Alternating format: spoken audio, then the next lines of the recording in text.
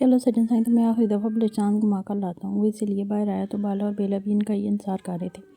आप लोग अकेले नहीं जाएंगे, बल्कि हम लोग भी आपके साथ जाएंगे। भाई, हमारे साथ आपकी क्या दुश्मनी है? जब दिल करता अकेले निकल जाते हैं। पिछले 15 दिनों से आपको तो ख्याल ही नहीं आया कि हमें भी आप लोग अपने साथ लेकर जाएँ। इसलिए हम खुद कबाब में हड्डी बन चुके हैं। मतलब कि हम दोनों आपके साथ जा रहे हैं। वो मज़े से इन दोनों को देखते हुए बोली तो जहाँ सरदार हल्का सा मुस्कुराया था, वहीं तो आम खुश हो गई थी। अरे, ये तो बहुत अच्छी बात है। आप लोग भी हमारे साथ जाएंगे तो बहुत मज़ा आएगा। बल्कि सिर्फ आप लोग ही क्यों, हम जान भाई और बाबा जी को भी साथ चलने के लिए कहते हैं। वो तो वैसे भी कहीं घूमने फिरने नहीं जाते। अच्छा है, जाते जाते एक दफ़ा तो घूम कर आना ही चाहिए। वो इन्हें देखते हुए बोली तो सरदार ने बाला को इशारा किया था ताकि वो रुबाब को बुला कर लाए। थोड़ी देर में वो लोग इन्हें ज्वाइन कर चुके थे और खुशी खुशी अपने सफ़र पर निकले थे। उन्हें 3 बजे की फ़्लाइट से वापस कराची जाना था, वहाँ से सिंध और सिंध से वापस अपने गाँव, अपने कबीले में। सफ़र काफ़ी लंबा था, लेकिन वे सफ़र को जाते जाते खूबसूरत बनाना चाहते थे। और जिस दिन आम की ज़िंदगी का सबसे खूबसूरत दिन बनाना चाहता था, वो अपने मकसद में कामयाब नहीं हुआ था। यहाँ आने के बाद भी वो साबिर हुसैन को ढूंढने में कामयाब नहीं हो सका था, लेकिन यहाँ उसे जीने का एक और मकसद मिल गया था, उसकी दुआओं की खुशी। उसे खुश रखना ही सरदार की सबसे बड़ी जिम्मेदारी थी। और अब वो जान अकेली नहीं थी, बल्कि उसके साथ एक और धड़कन भी जुड़ चुकी थी। उसका बच्चा इस दुनिया में आने वाला था, जिसके लिए वो बेतहाशा खुश था। इतने दिनों से वो दुआम की अर्ज़ तरबात खामोशी से मार रहा था, क्योंकि वो चाहता था इसकी बीवी खुश रहे, क्योंकि उसकी बीवी खुश रहेगी तो इसका बच्चा ठीक रहेगा। इस दफ़ा तो दुआम की सेहत पर कोई रिस्क लेने को तैयार ही नहीं था। इस दफ़ा वो खुद अपनी दुआम का ख्याल रख रहा था, बल्कि ख्याल क्या रख रहा था, वो तो इस पर किसी का बुरा साया पड़ने नहीं दे रहा था। इस वक्त भी वो गाड़ी की अगली सीट पर थी जब बेला ने अचानक की शॉपिंग का शोशा छोड़ दिया। उसकी शॉपिंग कभी ख़त्म नहीं होती थी, इतना तो बाला बहुत अच्छे तरीके से समझ चुका था। यहाँ पर भी शॉपिंग, वहाँ पर भी शॉपिंग, ऐसी कोई जगह रह नहीं गई थी डार्लिंग जहाँ पर तुमने शॉपिंग नहीं की हो। मेरे ख्याल में इतनी शॉपिंग काफ़ी है। अरे यार, अब तो बैग में भी जगह नहीं बची, एयरपोर्ट में भी ये सामान निकलवा दिया जाएगा। वैसे समझाते हुए बोला था, लेकिन बेला पर कोई असर नहीं होना था। उसके मुताबिक इसका डाकू बहुत अमीर था और वो ये सारी चीज़ें कबीले तक पहुँचाने के लिए कुछ भी कर सकता था। फिर उसने नाइटी का लालच भी तो लगाया हुआ था। हाँ, ये सच था, उसने अब तक वो नाइटी पहन कर उसे नहीं दिखाई थी, बल्कि अब उसने नया शोशा छोड़ा था कि ये नाइटी तो कबीले में जाकर उसके लिए पहनेगी। वरना पिछले 15 दिनों से बाला उसकी मिन्नतें तक कर चुका था कि एक दफ़ा तो इसे एक नाइटी लुक दे ही सकती है। लेकिन मजाल थी जो बेला इसकी कोई बात मान जाती। वो तो हम नहीं करती थी, और इस मामले में तो इसकी सबसे ज़्यादा चलती थी। वो जानती थी कि जज्बात में बहकर बाला पूरी तरह से बेकाबू हो जाता, और यही बात तो वो वक्त था जब वो बाला को अपनी हर बात मानने पर मजबूर कर सकती थी, और वो कर भी रही थी। उसने बाला से हॉस्पिटल में काम करने की इजाज़त भी ले ली थी। अभी परसों रात की तो बात थी जब बाला जज्बात में पागल होता, इस पर अपनी शिद्दतें बरसाकर उसे पागल कर देने को था। उसने बड़ी मोहब्बत से बाला को बोल दिया था कि वो अपनी नौकरी करना चाहती है, वो इसे छोड़ने जाएगा, खुद लेकर आएगा। वो किसी के साथ जा नहीं सकती थी, और न ही रोज़ बरोज़ वहाँ अपने मायके में रहने की ज़िद करेगी, जिस पर बाला ने फ़ौरन हाँ में सर ला दिया था। अब इसने क्या करना था, ये तो वो कबीले में जाकर बताने वाली थी। लेकिन फिलहाल वो इस बात पर बहुत खुश थी कि इसका शौहर इसके हुस्न का दीवाना था। बल्कि यूँ कहना बेहतर है कि वो अपने हुस्न के जाल बिछाकर अपने शौहर को मज़ीद दीवाना कर सकती थी, और वो कर रही थी। बाला उसके लिए सचमुच में जोरू का गुलाम ही साबित हुआ था। सरदार तो उठते बैठते ताने मारा था, लेकिन वो भी कहाँ पीछे रहने वाला था। साफ कह रहा था, अगर मैं जोरू का गुलाम हूँ तो तुम भी इसी कैटेगरी में आते हो। खुद को सरदार समझना छोड़ दो, या मेरी बहन में हल्का सा इशारा करे तो बिच जाओगे इसके सामने। और ये बात तो सच थी, इसलिए सरदार भी इस मामले में से उलझने से बाज ही रहता था। क्या मसला है तुम्हारे साथ डाकू बाला? एक तो मेरी तबीयत ठीक नहीं हो, ऊपर से तुम मुझे इस तरह से डांट रहे हो। अपनी इतनी प्यारी बीवी को यूँ डांटता है क्या? एक तो सुबह से मुझे इतने चक्कर आ रहे हैं, सर मुसलसल घूम रहा है, कुछ भी अच्छा नहीं लग रहा। ऊपर से शॉपिंग करने आई हूँ तो इसमें भी तुम्हें एतराज़ है। मसला क्या है तुम्हारे साथ? एक तो सुकून का सांस नहीं लेने देते हो, तुम्हारी वजह से इतने दिनों से मेरी नींद तक पूरी नहीं हुई। मैंने तुम्हें कुछ नहीं कहा, और अगर मैं शॉपिंग करती हूँ तो इस पे भी तुम्हें एतराज़ है। वो जाने किस गुस्से से बोली तो बाला ने एक नज़र अपने पीछे आते रेहान और सरदार को देखा था, जो इनकी बातों पर ध्यान ना देते हुए नफ़ी में सार लाते अपनी अपनी बीवियों के लिए कुछ अच्छी सी शॉपिंग करना चाहते थे। जबकि बेला की बातें सुनते हुए दुआम की हंसी रुकने का नाम नहीं ले रही थी। रुबा भी हल्की सी मुस्कुराहट के साथ उन्हें सुन रही थी। मेरी बेला की तबीयत क्यों ख़राब हो गई? क्या हुआ है बताओ मुझे, मैं तुम्हें अभी डॉक्टर के पास लेकर चलता हूँ। चक्कर आ रहे हैं, सर में दर्द हो रहा है, और तुम्हें डॉक्टर के पास लेकर जाऊँगा। या हाँ, नीचे ही सामने क्लिनिक है। और इसका हाथ थामते हुए सामने क्लिनिक की तरफ इशारा कर रहा था, जहाँ पे सच में कोई डॉक्टर थी। ओहो, इतनी भी तबीयत ख़राब नहीं है मेरी, छोड़ दो मुझे नहीं जाना डॉक्टर के पास। मैं शॉपिंग करूँगी तो अपने आप ठीक हो जाऊँगी। वो मज़े से बोल रही थी जब बाला उसकी बात पर कंधे उचका कर रह गया था। हाँ, लेडीज़ के हर मसले का हल तो शॉपिंग ही होता है, और ये बात उसे अब तक क़यामत याद रखनी थी। वैसे शॉपिंग की इजाज़त देते हुए इसके पीछे पीछे आ रहा था, जब अचानक किसी बात पर इन दोनों के बीच लड़ाई हो गई। बेला सामने शॉप पर मौजूद ड्रेस पसंद कर रही थी जब बाला ने कहा कि ये वाला ड्रेस वो कल ले चुकी है, बस वो ब्लैक कलर में है और ये ब्लू में। बस इतनी सी बात पर इन दोनों में बहस शुरू हो चुकी थी। वो चारों सर पकड़ कर रह गए थे। ये दोनों एक दूसरे को बर्दाश्त कैसे करते थे? हर वक्त लड़ाई झगड़ा। बस कर दो, क्या तुम खामोश हो सकते हो? मुझे समझ में नहीं आ रहा तुम लोग एक कमरे में कैसे रहते हो। तुम लोग इंसान कम मुर्गियाँ ज़्यादा लगते हो, जो पिंजरे में बंद रह कर भी एक दूसरे से लड़ते होंगे। मैं कैसे उम्मीद करूं कि तुम लोग एक कामयाब शादीशुदा जोड़ा हो? सरदार इन दोनों को देखकर डांटते हुए बोला तो बेला सर झुका गई थी। वाला भी अच्छा खासा खिजल हो गया था, क्योंकि इस बात में कोई झूठ नहीं था। वो मुर्गों की तरह ही लड़ते थे। कहाँ से बात कहाँ पहुँच जाती थी, लड़ाई कहाँ से कहाँ चली जाती थी। बेशक वजह छोटी सी हो, लेकिन उनकी लड़ाइयों का कोई हल ही नहीं था। ये मुझसे हर वक्त लड़ता रहता है, ये मुझसे बिल्कुल प्यार नहीं करता। बेला ने अचानक ही पीछे से मनमनाई आवाज़ निकाली। सरदार उसे देख कर रह गया था। कितनी मासूम थी इसकी बीवी। अभी वो इसे कुछ कहता ही कि अगले ही लम्हे बेला को एक ज़ोरदार किस्म का झटका लगा। वो गिरते गिरते बच्ची, उसने संभलने में ज़्यादा वक्त नहीं लिया था।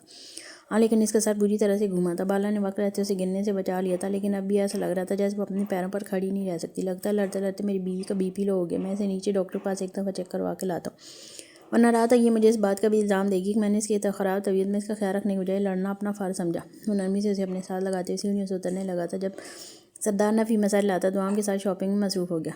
रेहान भी रुबाब को लेकर अलग हो गया। इसका इरादा कोई चीज़ ढूंढ कर वहाँ थोड़ी देर बैठ कर आराम कर लेने का था, क्योंकि रुबाब काफ़ी थकी हुई लग रही थी। वो दोनों सुकून से अपना चेकअप करवा कर वापस आए। तब तक सरदार और दुआम ने वापस आ जाना था।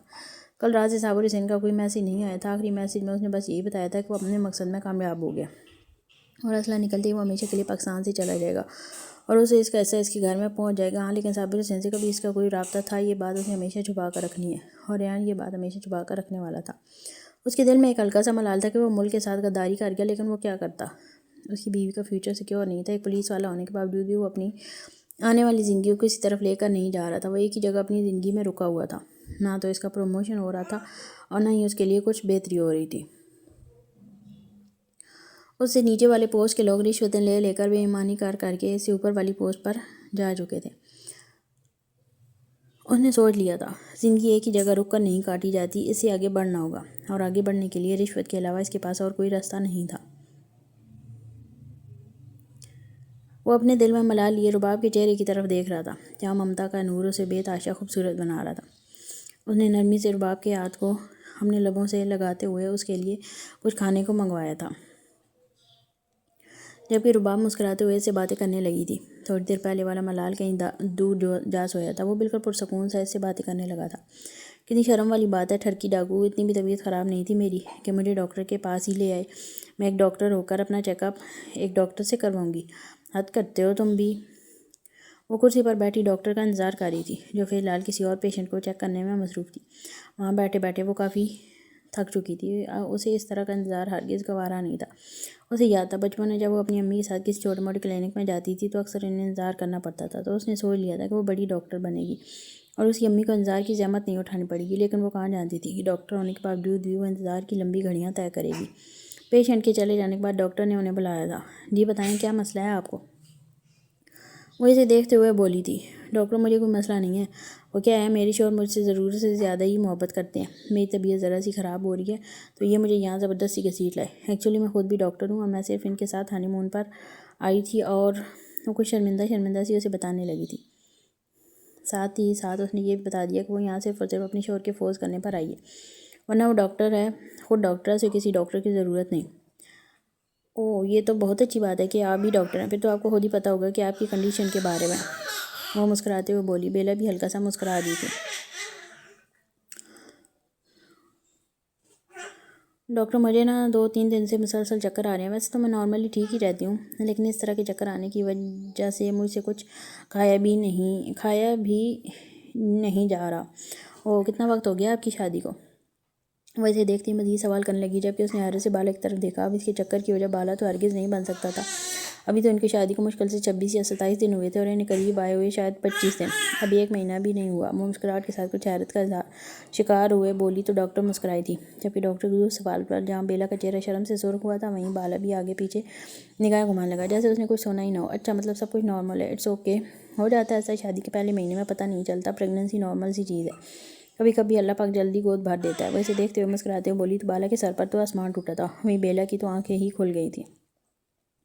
کیا مطلب ڈاکٹر صاحبہ کیا کہنا چاہتی ہیں؟ میرا مطلب ہے میری بیوی خود ڈاکٹر ہے، وہ خود بھی اپنا چیک اپ کر سکتی ہے، اس کو کوئی مسئلہ نہیں ہے نا۔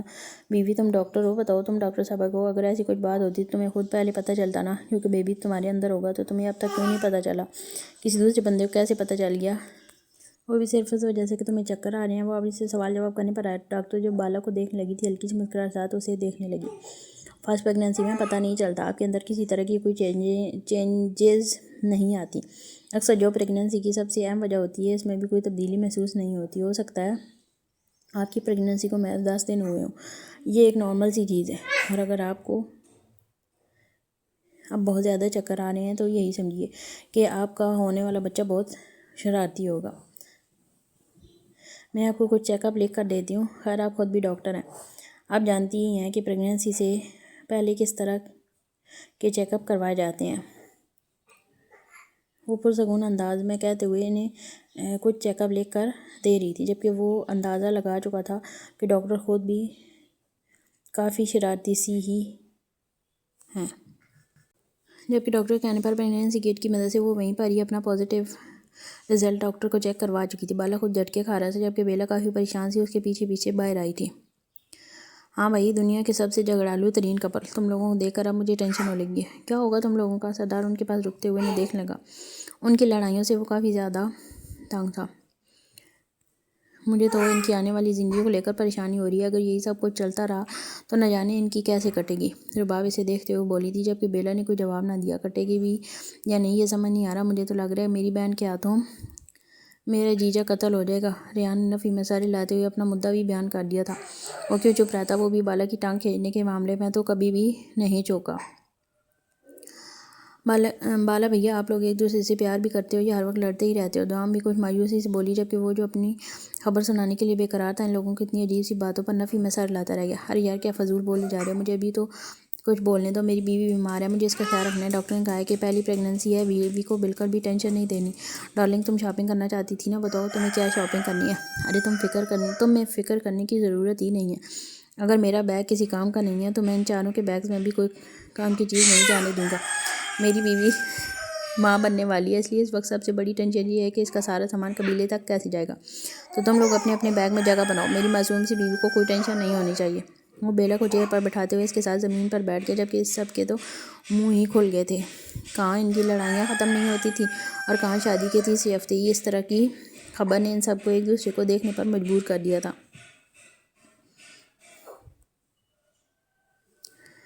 ایسا کیسے ہو سکتا ہے؟ ابھی تو شادی کو 1 مہینہ بھی نہیں ہوا۔ سب سے پہلے ہوش دوام کو آیا تھا۔ ہو سکتا ہے، بالکل ہو سکتا ہے۔ شادی کو بے شک 1 مہینہ بھی نہیں ہوا، لیکن ڈاکٹر کہتی ہے کہ ہم دونوں میں بہت پیار ہے، اس لیے ہمارے بیبی کو دنیا میں آنے کی بہت جلدی ہے۔ وہ پرسکون انداز میں بول رہے ہیں، سب کو ہلا کر رکھے تھے، جبکہ وہ سب بس ایک دوسرے کو دیکھ رہے تھے۔ دونوں کا پیار تو ان لوگوں سے ہضم ہی نہیں ہو رہا تھا۔ کیا مطلب؟ آپ لوگ پاگل ہو گئے ہو کیا؟ آج ہم لوگ یہاں سے نکل رہے ہیں، اب میں سردار کو کیسے بولوں کہ مزید رکو؟ مجھے نہیں پتا، سردار کو تم نے وہیں پر روکنا ہے۔ میں فی الحال قبیلے میں کام کر رہا ہوں، میں ہرگز سردار کو یہاں پر افورڈ نہیں کر سکتا۔ وہ غصے سے دہاڑا تھا۔ دیکھیں سر، میری بات کو سمجھنے کی کوشش کریں۔ سردار میری بات کیوں مانے گا؟ اسے پہلے مجھ پر شک ہو گیا۔ ایسے میں اگر میں اس کو یہ کہتا ہوں کہ وہ مزید یہاں بلوچستان میں رکے تو میرے لیے یہ مسئلہ بن جائے گا۔ اور ویسے بھی مجھے سمجھ نہیں آ رہا، آپ قبیلے سے سارا مال نکالو گے کیسے؟ جیسے کہ آپ بتا رہے ہو کہ 5 کاریں بھری ہوئی ہیں اسلحے سے، تو آپ سارا اسلحہ قبیلے سے کیسے نکالو گے؟ جنگل کا راستہ تو کافی سالوں سے بند ہے، بلکہ اس راستے میں تو جنگلی جانوروں کا خطرہ حد سے زیادہ ہے۔ اسلحہ نکالنے کا ایک ہی راستہ ہے، قبیلے کا مین راستہ، تو وہاں سے آپ کیسے کرو گے یہ سب کچھ؟ یہ آسان نہیں ہوگا۔ کیا آسان ہے، کیا مشکل؟ یہ میرا کام ہے ریحان، تمہارا نہیں۔ تم وہ کرو جتنا میں تمہیں کہہ رہا ہوں، جتنا کہ تمہیں پیسہ مل رہا ہے۔ ٹھیک ہے، میں سمجھتا ہوں یہ سارا کام آپ کا ہے، آپ نہیں دیکھنا، لیکن اگر آپ کسی مشکل میں پھنسے تو میرے لیے بھی مسئلہ بن جائے گا۔ میں اپنے سر پر کسی طرح کی مصیبت نہیں آنے دے سکتا سر۔ پولیس کی نوکری کرنا میرا جنون ہے، میں اپنا جنون نہیں چھوڑ سکتا۔ ہاں مجھے پیسوں کی ضرورت ہے، میرے دل میں لالچ آ گیا، لیکن اس کا یہ مطلب نہیں کہ میں اپنا آنے والا کل داؤ پر لگا دوں۔ میں اپنی وردی پر کسی طرح کا داغ برداشت نہیں کروں گا۔ وہ کافی پریشانی سے بول رہا تھا اور ایک گلی میں کھڑا ہوا مسلسل یہی سب باتیں کر رہا تھا۔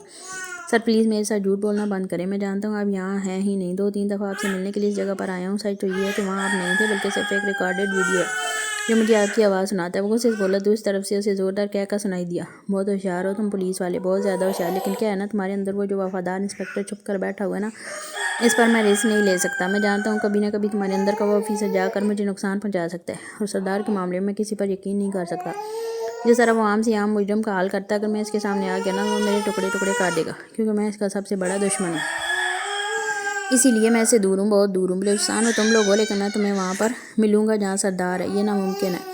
وہ کہہ کر لگاتے ہوئے بولا تو ریان نے آنکھیں میچی. یعنی اس کا شک درست تھا. صابر حسین یہاں تھا ہی نہیں. وہ جو پاگلوں کی طرح سے ہر طرف ڈھونڈ رہے تھے، وہ کبھی یہاں تھا ہی نہیں. انہیں جھوٹی انفارمیشن ملی تھی. آج سے تقریباً 1.5 مہینہ پہلے صابر حسین بلوچستان میں موجود تھا، لیکن پھر وہ اچانک کہیں غائب ہو گیا. پھر اچانک اسے فون آیا، کہا گیا کہ وہ لوگ بلوچستان آ جاؤ. وہ ساری باتیں سمجھ رہا تھا. صابر حسین کبھی سردار کے سامنے آنا ہی نہیں چاہتا تھا، کیونکہ وہ جانتا تھا کہ سردار اس کی موت کا دوسرا نام ہے. سر، میں مزید آپ کی مدد نہیں کر سکتا. سردار میری بات نہیں مانے گا، اور ویسے بھی قبیلے سے اسلحہ نکالنے کا کوئی راستہ نہیں ہے. راستہ ہے ریان، اور میرے پاس جو راستہ ہے اس کے متعلق صرف قبیلے کے چند ایک لوگ جانتے ہیں. اس کے متعلق صرف راگا ڈاکو جانتا تھا، سردار دلاور جانتا ہے، اور اس کا وہ وفادار ساتھی بالا جانتا ہے. یہ راستہ سردار دلاور اور یوسف نے بنایا تھا. اسی راستے سے میں سارا اسلحہ نکالوں گا. میرے علاوہ اس راستے کی خبر ایک اور آفیسر کو ہے. ایک وردی والا کتا پال کے رکھا ہے میں نے بہت زمانے سے، جو اس معاملے میں میرا ساتھ دے گا. وہ پرسکون انداز میں بولا تھا. وردی والا کتا؟ شاید آپ انسپکٹر کامران کی بات کر رہے ہیں. وہ جیسے خود ہی اندازہ لگا چکا تھا. اس علاقے کا سب سے کرپٹ آفیسر تو وہی تھا. اس کی بات سن کر دوسری طرف سے پھر سے کہہ کر بلند ہوا تھا. یعنی اس کا اندازہ بالکل درست تھا.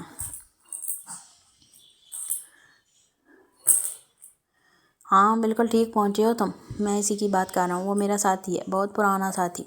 اس نے بہت کاموں میں میرا ساتھ دیا، لیکن پھر اچانک ہی اس نے اپنی راہ بدل لی. وہ بھی ایک کرپٹ آفیسر ہے، انتہائی کرپٹ. افسوس کہ میں نے اس کا خوب استعمال کیا اور جیت بھی گیا، اور اس بیوقوف کو اندازہ تک نہ ہوا کہ اس کے ساتھ کیا ہو رہا ہے. وہ اپنے آپ کو بہت ہوشیار سمجھتا ہے، لیکن میری نظر میں اس سے بڑا بیوقوف کوئی نہیں.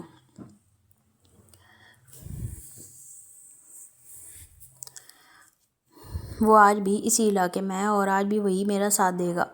دیکھنا میں کس طرح اسے اپنی باتوں میں الجھا کر اپنا کام لیتا ہوں. وہ پرسکون انداز میں بولا تھا، جبکہ ریان نے کچھ نہیں کہا تھا سوائے اس کے کہ وہ سردار کو مزید یہاں روکنے کی کوشش کرے گا. وہ لوگ 3 بجے نہیں جا پائے تھے. رباب کی طبیعت اچانک سے خراب ہو جانے کی وجہ سے ان کا جانا ممکن نہیں ہو سکتا تھا. وہ اپنے کمرے میں آیا تو اسے جمرو کی کال آنے لگی تھی. ابھی دوام گہری نیند میں اتری تھی. اس کے قریب سے اٹھتے ہوئے وہ بیلکنی کی طرف آیا تھا. ہاں بولو جمرو، کیسی ہو تم؟ فاطمہ کیسی ہے؟ وہ پرسکون سے سوال کرنے لگا. میں ٹھیک ہوں سردار. فاطمہ بھی بالکل ٹھیک ہے. وہ قبیلے میں کچھ عجیب سا محسوس ہو رہا ہے. میں نے تو ایسا لگ رہا ہے اس قبیلے کے اندر کچھ ہو رہا ہے، مجھے سمجھ نہیں آ رہا. میں تم سے پوچھنا چاہتا ہوں، میں بے فکر ہوں یا کوئی ایکشن لوں؟ تمہیں بالکل پریشان ہونے کی ضرورت نہیں. کوئی ایکشن مت لو، سکون سے جا کر سو جاؤ. صبح اٹھتی فاطمہ سے ملنے جاؤ گی تم؟ فون پر تمہاری شکایت کر رہی تھی وہ. کیوں ڈانٹا تم نے اس کو؟ سردار، وہ آئس کریم کھانے کی ضد کر رہی تھی، حالانکہ میں اسے 2 آئس کریم کھلا چکا تھا. اتنی سردی میں بار بار آئس کریم کھائے گی تو بیمار پڑ جائے گی. بس اسی لیے. اس کے لہجے میں فکر مندی تھی، جسے محسوس کر کے سردار مسکرا دیا. ہاں تو پیار سے بھی تو سمجھا سکتے تھے نا. آئندہ میری بہن کو ڈانٹنا مت، ورنہ جان نکال دوں گا تمہاری. خیر جاؤ آرام کرو، قبیلے کو اس کے حال پر چھوڑ دو. جو حکم سردار. وہ اس کی بات سنتا اپنا جواب دیتے فون بند کر چکا تھا، جبکہ سردار نے غیر سانس ہوا کے سپورٹ کیا. تم دونوں تو ہر وقت ایک دوسرے سے لڑتے رہو. بیبی کدھر سے آیا؟ مطلب مجھے سمجھ نہیں آ رہا. ہر وقت لڑتے لڑتے تم لوگ یہ سب بھی کر لیتے ہو. اور باپ کب سے اسے چھیڑے جا رہی تھی، جبکہ وہ کبھی ادھر تو کبھی ادھر ہو رہی تھی. دیکھو بھابھی، میں نے تم سے ایسا ویسا کوئی سوال نہیں کیا. تم بھی مجھ سے ایسے ویسے سوال مت کرو. مجھے تو خود نہیں پتا اتنا جلدی بیبی کدھر سے آ گیا. مجھے تو شک بھی نہیں تھا. وہ خود بھی کنفیوز الجھی سی لگ رہی تھی، جبکہ اس کی باتوں سے رباب اور دوام بڑا مزہ آ رہا تھا. ابھی شادی کو 1 مہینہ نہیں ہوا، ایسے میں اس کا پریگننٹ ہو جانا دوام اور رباب کو وجہ دے گیا تھا اسے تنگ کرنے کا. اور وہ دونوں مل کر اس کو خوب ٹانگ کھنچائی کر رہی تھی. وہ لوگ کل واپس جانے والے تھے، لیکن رباب کو اپنی طبیعت تھوڑی سی خراب کیا محسوس ہوئی. ریان نے کہہ دیا کہ وہ اسے واپس لے کر ہی نہیں جائے گا، اس لیے سفر ٹھیک نہیں ہے. حالانکہ وہ اتنی بھی بیمار نہیں تھی، لیکن پھر بھی ریان کے بار بار فورس کرنے پر وہ یہیں رک گئی تھی. جبکہ اس کے ساتھ ہی باقی سب لوگ بھی یہیں رہنے کو تیار ہو گئے تھے، کیونکہ وہ سب اکٹھے آئے تھے اور ان کا ارادہ اکٹھے ہی واپس جانے کا تھا. اس وقت وہ تینوں باہر کہیں گئے ہوئے تھے، جبکہ وہ دونوں کمرے میں بیٹھی بیلا کی ٹانگ کھینچ رہی تھیں، کھینچنے میں مصروف تھی.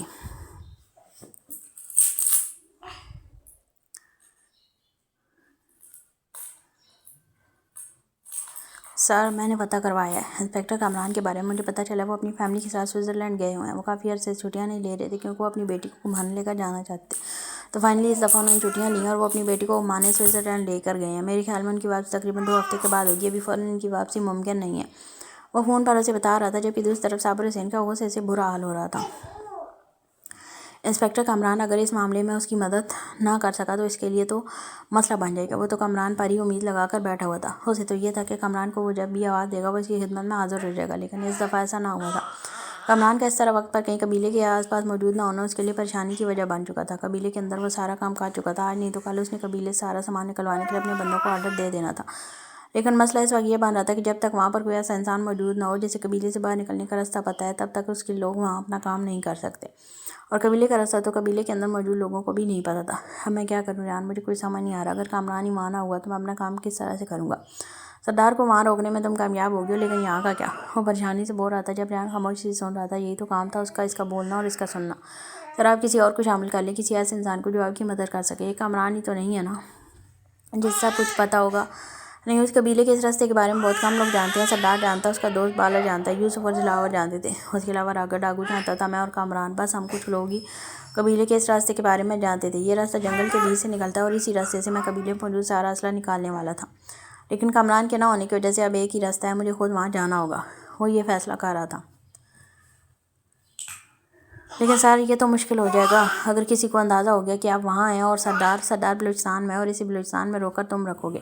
میں آج اور کل کی رات لگا کر قبیلے سے سارا اسلحہ نکالوں گا، تم بس سردار کو کسی بھی طرح وہیں روک کر رکھو، میں تم سے رابطہ کرتا رہوں گا۔ وہ فون بند کر چکا تھا، جبکہ ریان کو سمجھ نہیں آ رہا تھا وہ سردار کو مزید یہاں کیسے روکے، کیونکہ آج انہیں واپسی کے لیے نکلنا تھا۔ یہ آدمی اسے بری طرح سے پھنسا رہا تھا، لیکن پھر بھی اسے کچھ نہ کچھ تو کرنا ہی تھا۔ اور اس کے فیوچر کا سوال تھا، اور وہ اپنے فیوچر پر کسی طرح کا کوئی رسک نہیں لینا چاہتا تھا۔ صابر حسین، ہمارے پاس فالتو باتوں کا وقت نہیں ہے، اگر تمہیں پیسے چاہیے تو کام کرو، ورنہ جواب دو۔ تم صرف اور صرف ہمارا وقت برباد کر رہے ہو۔ نہیں سر، میں آپ کا وقت برباد نہیں کر رہا، آج ہر قیمت میں قبیلے سے اسلحہ نکالنے میں کامیاب ہو جاؤں گا۔ یہ ہرگز مشکل نہیں ہے میرے لیے، لیکن میں اس کام کو تھوڑا پرسکون انداز میں کر رہا تھا، لیکن اب میرے خیال میں مجھے ہاتھ پیر چلانے کی ضرورت ہے۔ آپ فکر نہ کریں، آج ہی میں قبیلے سے سارا اسلحہ نکالوں گا۔ آپ لوگوں کو لوکیشن سینڈ کر دی ہے میں نے، آپ نے ٹرک لے کر وہیں رہنا ہے۔ باقی مجھے تقریباً 60 سے 70 لوگوں کی ضرورت ہوگی جو وہاں پر میرے پاس موجود ہوں گے، جو اسلحہ نکالنے میں میری مدد کریں گے۔ میں چاہتا ہوں یہ کام جتنا جلدی ہو جائے اتنا ہی بہتر رہے گا۔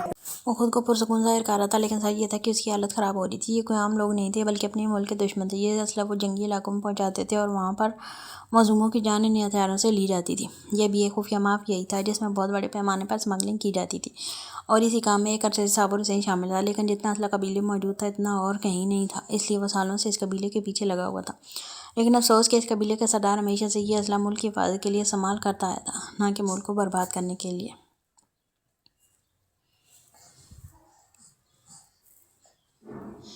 جنگل کے سارے راستے پر اس نے ان سارے مافیا لوگوں کو کھڑا کر دیا تھا جو اس کام میں شامل تھے۔ یہ ساری ٹیم اسے اس مافیا گینگ کی طرف سے ملی تھی جس کے لیے وہ کام کر رہا تھا۔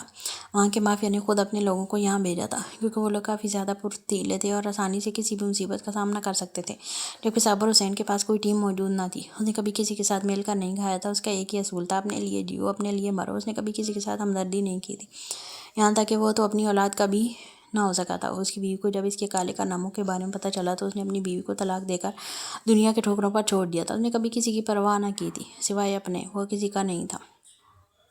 14 سال پہلے اس نے اشم کے ساتھ جو درندگی دکھائی تھی، اس درندگی نے اسے مزید اس گناہ کے دلدل میں دھکیل دیا تھا۔ اسے عورتوں میں دلچسپی ختم ہو گئی تھی، اسے کلیاں مسلنے کا شوق پیدا ہو گیا تھا۔ نہ جانے کتنی معصوم لڑکیوں کی زندگی کو وہ تباہ کر چکا تھا۔ اسے اپنی کسی حرکت پر کوئی افسوس نہیں تھا، کیونکہ کوئی اسے پکڑ ہی نہیں پایا تھا۔ اپنی یونیفارم کا فائدہ تو وہ سالوں سے اٹھا رہا تھا، اگر کوئی مسئلہ لے کر اس کے پاس آتا تو اس کی نیت اپنے آپ ہی ان کی بچیوں پر خراب ہو جاتی تھی۔ پچھلے 14 سالوں میں اس نے 10 سے لے کر 16 کے درمیان کئی کلیوں کو اپنی درندگی اور ہوس کا نشانہ بنایا تھا، جس کا اسے کبھی کوئی افسوس نہیں تھا۔ وہ ایک جیتا جاگتا درندہ تھا اور اسے اپنی درندگی پر فخر تھا۔ اور اب بھی اس نے یہ مشن پورا کرنے کے بعد یہاں سے چلے جانا تھا۔ اس کا ارادہ ملک چھوڑنے کا تھا، اسے یہاں نوکری نہیں کرنی تھی۔ اسے کروڑوں اربوں روپے مل جاتے تو وہ یہاں رہ کر کیا کرتا؟ وہ اپنی زندگی کو اپنے طریقے سے جینا چاہتا تھا۔ کہنے کو اس کی عمر 55 سے 60 کے بیچ تھی، لیکن پھر بھی وہ کہتا تھا کہ اس کی زندگی تو اب شروع ہوگی جب وہ دولت پر عیش کرے گا۔ اس کا سارا کام بہت اچھے سے ہو رہا تھا۔ قبیلے کے کاروں میں کھڑے لوگ خاموشی سے بنا آواز پیدا کیے اسلحہ نکال رہے تھے۔ ہر ہاتھ اگلے ہاتھ کی طرف لے کر جاتا اور وہ ہاتھ جنگل سے باہر تک کا راستہ طے کرتے ہوئے بڑے بڑے کنٹینر میں یہ سارا اسلحہ لاد رہا تھا۔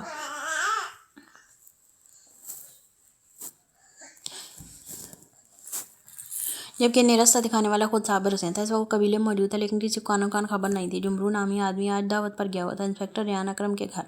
آج اس کی دعوت کی گئی تھی۔ یہ سب ریان اکرم کی پلاننگ کے تحت ہوا تھا، کیونکہ اس کے مطابق جمرو بہت چالاک لڑکا تھا جو ان کو کسی بھی طرح کا بڑا نقصان دے سکتا تھا۔ ایسے مجھے قبیلے سے بھیجنا بہت ضروری تھا، جبکہ قبیلے کچھ وفادار ڈاکوؤں کو بھی اس نے بڑی ہوشیاری سے قبیلے سے باہر نکال دیا تھا۔ اس وقت قبیلے میں موجود جو لوگ تھے زیادہ تر ان میں سردار کے غدار تھے، اور باقی کچھ ایسے تھے جن کا اس طرف نہ تو کوئی کام تھا اور نہ ہی وہ اس طرف آتے تھے۔ وہ قبیلے کے بیچ ہی رہتے تھے۔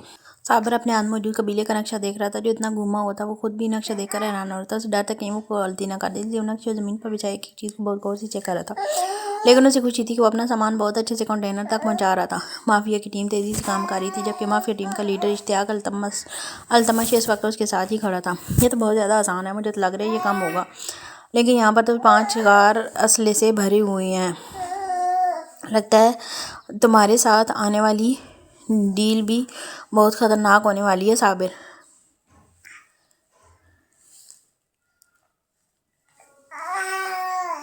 وہ خوش ہوتے ہوئے بولا تھا، جبکہ اتنا سارا اسلحہ اس قبیلے میں چھپا ہوا ہے۔ اس بات کا اندازہ تو صابر کو بھی نہیں تھا۔ آنے والی کوئی ڈیل نہیں ہوگی، جو ہوگا وہ آج ہی ہوگا۔ میں بار بار سردار کو دھوکہ نہیں دے سکتا، اور نہ ہی یہ میرے بس میں ہے۔ وہ بہت چالاک ہے، نہ جانے کیسے وہ وہاں بلوچستان میں رکا ہوا ہے۔ جو کرنا ہے آج ہی کرو، روز روز یہ موقع نہیں ملے گا۔ ساری قانون سامان آج ہی نکالو۔ وہ اسے دیکھتے ہوئے خود بھی اٹھا تھا۔ اس کے مطابق لوگ کام بہت سستی سے کر رہے تھے۔ تقریباً 2 گھنٹے ہو چکے تھے، اب تک ان سے 3 ٹرک نہ بھرے گئے تھے۔ تم لوگ اتنی سست روی سے کام کیوں کر رہے ہو؟ یہ موقع واپس نہیں ملے گا۔ روشنی طلوع ہونے سے پہلے یہ سارا اسلحہ یہاں سے نکالنا ہے۔ صابر چلایا تھا، جبکہ وہ آدمی ہاں میں سر لاتا تیز تیز کام کرنے لگا تھا۔ یہاں تقریباً 1.5 فٹ کے فاصلے پر دوسرا آدمی کھڑا تھا جو جلدی جلدی کام نپٹانے میں مصروف تھا۔ 70 سے 80 لوگ صرف اس رستے پر تعینات تھے، لیکن پھر بھی وہ کام اس طرح نہیں کر پا رہے تھے جس طرح انہیں کرنا چاہیے تھا، جبکہ اشتیاق التمش بھی قبیلے سے سارا سامان نکالنے میں کافی زیادہ دلچسپی رکھتا تھا، اس لیے وہ تھوڑی دیر بعد اپنے لوگوں کو حکم جاری کر دیتا تھا۔ ابھی تو صرف 2 کاروں سے سامان نکالا ہے، تیسری کار سامان نکالنے میں اور بہت وقت برباد ہو جائے گا۔ مجھے لگتا ہے تمہیں اور لوگوں کو بلوا لینا چاہیے۔ اشتیاق وہ اس کے پاس رکتے ہوئے کہنے لگا تھا، یہ ممکن نہیں ہے، میرے پاس بس اتنے ہی افسر اس وقت ڈیوٹی پر ہیں۔ وہ اچانک سے بولا تو صابر نے حیرت سے اسے دیکھا تھا، جبکہ وہ ایک نظر اسے دیکھتا اپنے لفظوں پر تھوڑا خجل ہوا تھا۔ ڈیوٹی کس طرح کی آفیسر؟ یہ لوگ تو تمہارے انڈر کام کرنے ہیں۔ تم کیا کہنا چاہتے ہو؟ میں تمہاری بات کو سمجھا نہیں۔ صابر کوئی چھوٹا موٹا بچہ نہ تھا جو اس طرح زبان پھسلنے کا معاملہ سمجھ کر اگنور کر دیتا۔ یہ سمجھا نہیں التمش صاحب، ٹھیک سے سمجھائیے۔ یہ اسے سمجھانے کے لیے مجھے میدان میں اترنا پڑے گا۔ اوپر سے اچانک سے آواز آئی تھی۔ سامنے پتھر پر وہ پرسکون انداز میں لیٹا پتھر پر رکھی ٹوکری سے کچھ کھا رہا تھا۔ انداز اتنا شانہ تھا کہ صابر کے دل کی دھڑکن تیز ہوئی تھی۔ وہ حیرت سے کالے لباس میں پتھر پر پرسکون سے لیٹے سردار کو دیکھ رہا تھا۔ وجاہت کا منہ بولتا ثبوت سامنے والے کو لمحے میں کانپنے پر مجبور کر گیا تھا، جبکہ ہلکی سی مسکراہٹ کے ساتھ اس نے اٹھ کر بیٹھتے ہوئے ایک قدم پتھر پر تو دوسرا زمین پر رکھا تھا۔ زمین پر پڑتے اس کے قدم صابر حسین کو اپنی موت دکھا رہے تھے۔ وہ تو بلوچستان میں تھا، تو وہ یہاں کیا کر رہا تھا؟ ریان نے تھوڑی دیر پہلے ہی تو اسے فون پر بتایا تھا کہ وہ لوگ بلوچستان میں ہیں۔ وہ اسے وہاں روکنے میں کامیاب ہو گیا، تو یہ یہاں کیا کر رہا تھا؟ صابر حسین کا دل بری طرح سے کانپنے لگا تھا۔ اس کی موت اس کی آنکھوں کے سامنے کھڑی تھی، جبکہ وہ آہستہ آہستہ شان بے نیازی سے چلتا اشتیاق التمش کے سامنے آ چکا تھا۔ سر، آپ کے آفیسر سے زیادہ جلدی تو میرے قبیلے کے بچے یہ کام کر سکتے تھے۔ اگر مجھے اندازہ ہوتا کہ آپ لوگ اتنے سست ہوں گے تو یقین کریں میں اپنے قبیلے کے بچے لگاتا اس کام میں۔ اب تک آپ کے یہ سارے کنٹینر فل ہو چکے ہوتے۔ وہ ہلکی سی شوق مسکراہٹ کے ساتھ بولا تو اشتیاق التمش کا کہہ گونجا تھا۔ معاف کیجیے گا سردار صاحب، وہ کیا ہے کہ یہ آرمی آفیسرز ہیں، سامان اٹھانے والے دیہڑی دار مزدور نہیں۔ خیر، اگر آپ لوگ یہ کام جلدی کر سکتے ہیں تو بلا لیجیے انہیں بھی۔ ویسے بھی کل سورج کے اگنے تک مجھے کوئی اعتراض نہیں، آپ آرام سے کل شام تک کام ختم کر دیجیے گا۔ میرا کام تو بس ملک کی حفاظت کرتے ہوئے یہ سارا سامان بارڈر تک پہنچانا ہے۔ اشتیاق التمش کا لہجہ اچانک ہی بدلا تھا۔ اس نے حیرت سے اس آدمی کو دیکھا جس کی مسکراہٹ صاف کہہ رہی تھی کہ وہ انہیں بیوقوف بنانے میں کامیاب ہو چکے ہیں۔ تم نے مجھے دھوکہ دیا، اس نے کانپتے لہجے میں اشتیاق التمش کو دیکھتے ہوئے کہا۔ تم جیسے کرپٹ آفیسر پر دھوکہ لفظ سوٹ نہیں کرتا۔ میں نے تمہیں دھوکہ دیا؟ تم تو پورے ملک کو دھوکہ دے رہے تھے۔ جہاں کھاتے ہو اسی میں تھوکتے ہو، تمہیں شرم نہیں آتی؟ ملک کا اسلحہ تم دوسرے ملکوں میں پہنچا کر اپنے ہی مسلمان بہن بھائیوں بچوں کے قاتل بنتے ہو۔ تم خود کو مسلمان کہتے ہو، لیکن تم سے بڑا کوئی حیوان اس دنیا میں نہیں ہے۔ تمہیں موت بھی نہیں آنی، یہ جانتے ہوئے بھی کہ تمہارا یہ کام تمہارے ہی مسلمان بچوں کا خون بہائے گا۔ یہ ملک کی امانت تھی جیسے تم غیر قانونی طور پر بیچ رہے تھے، لیکن تمہیں کیا لگا یہاں ہر کوئی تمہاری طرح بے ضمیر ہے؟ نہیں ہوں میں کوئی مافیا کا آدمی، میں پاک فوج کا آفیسر کرنل اشتیاق التمش ہوں۔ ہاں، میں ایک آرمی آفیسر ہوں، اپنے ملک کا محافظ ہوں، اور یہ جو لوگ یہاں پر کام کریں وہ سب لوگ بھی میری آرمی ٹیم کا حصہ ہیں۔ کوئی کروڑوں اربوں نہیں ملنے والے تمہیں صرف اور صرف پھانسی ملے گی۔ مجھے معاف کرنا، میں تمہیں پھانسی کیسے دے سکتا ہوں؟ تم تو سردار کے دشمن ہو، میرا کام صرف اور صرف تمہیں یہاں تک پہنچانا تھا۔ اب سردار جانے اور تم جانو، اتنے عرصے سے چھپے ہوئے تھے سردار سے، آخر سردار تم تک پہنچ ہی گیا۔ تمہیں کیا لگا جو حلال رزق کے لیے نہ صبح دیکھتا ہے نہ شام، وہ انسپکٹر ریان اکرم صرف چند نوٹوں کے لیے تمہارے قدموں میں جھک جائے گا؟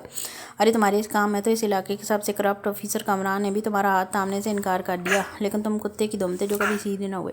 اس قبیلے کے اسلحے پر تمہاری نظر کتنے سالوں سے ہے کہ ہر کوئی جانتا ہے، پہلے اس قبیلے کا اسلحہ ڈاکو دلاور ہم تک پہنچاتا رہا، پھر اس کے دنیا سے جانے کے بعد یہ کام اس کے بیٹے نے سنبھال لیا، لیکن اتنی بڑی تعداد میں اسلحہ سال میں ایک دفعہ قبیلے سے نکل سکتا ہے، اس لیے ہم اس کے لیے ایک دن چنتے ہیں۔ لیکن اس دفعہ سردار نے اسلحے کے بدلے ہم سے ایک چھوٹا سا فیور مانگا، اور وہ فیور تھا تمہیں ڈھونڈ کر سامنے لانا۔ تم سردار سے چھپ کر بیٹھے تھے، سردار تمہاری موت ہے، یہ جان کر تم نے دنیا کے ہر انسان سے کنارہ کشی کر لی۔ تم کسی سے ملتے نہیں، یہاں تک کہ تم اپنا کام بھی نہیں کرتے جو تمہیں دیا تھا، تم صرف نام کے پولیس آفیسر تھے، تمہارا کام صرف معصوم بچوں کی زندگی اور ان کی عزت برباد کرنا تھا، لیکن تم بھول گئے تھے کہ موت خود ہی دروازہ کھٹکھٹاتی ہے، تمہاری موت تمہارے سامنے کھڑی ہے۔ سردار دلدار، ہم تمہارے شکر گزار ہیں، تم نے ایک سچے محب وطن ہونے کا ثبوت دیا، باقی ہم اپنی امانت لے کر چلے جائیں گے، تم اپنے مجرم کے ساتھ جو چاہو وہ سلوک کر سکتے ہو۔ التمش نے اسے ہاتھ ملاتے ہوئے اپنے آفیسر کو حکم جاری کرنا شروع کر دیا تھا، جبکہ صابر حسین کے اوپر جیسے اس قبیلے کی پہاڑیاں گر رہی تھیں، وہ خود کو ڈوبا ہوا محسوس کر رہا تھا، اسے سانس ہی نہیں آ رہی تھی، جبکہ سردار کی مسکراہٹ اس کی موت کی گواہ تھی۔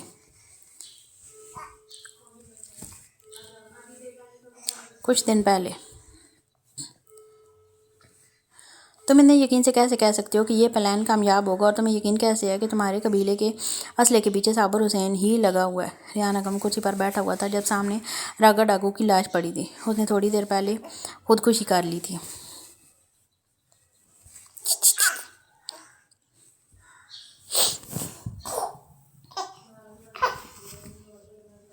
میں اپنے دشمنوں کی ہر حرکت پر نظر رکھتا ہوں ریان، صابر حسین کو مارنا میرے لیے مشکل نہیں ہے، لیکن میں اسے آسان موت نہیں دینا چاہتا، اور پھر وہ صرف میرا نہیں بلکہ ملک کا دشمن ہے، وہ آسانی سے میرے ہاتھ نہیں آ رہا، میں جہاں جاتا ہوں وہاں سے بھاگ نکلتا ہے، میں قبیلے کی ذمہ داری کسی کو سونپ کر کہیں نہیں جا سکتا، میں اپنے علاقے سے باہر نہیں نکل سکتا، یہ میرے لیے ممکن نہیں ہے، میرے قبیلے کی حفاظت مجھے خود کرنی ہے، کیونکہ صرف صابر حسین ہی نہیں بلکہ صابر حسین جیسے کئی لوگ موجود ہیں جو قبیلے میں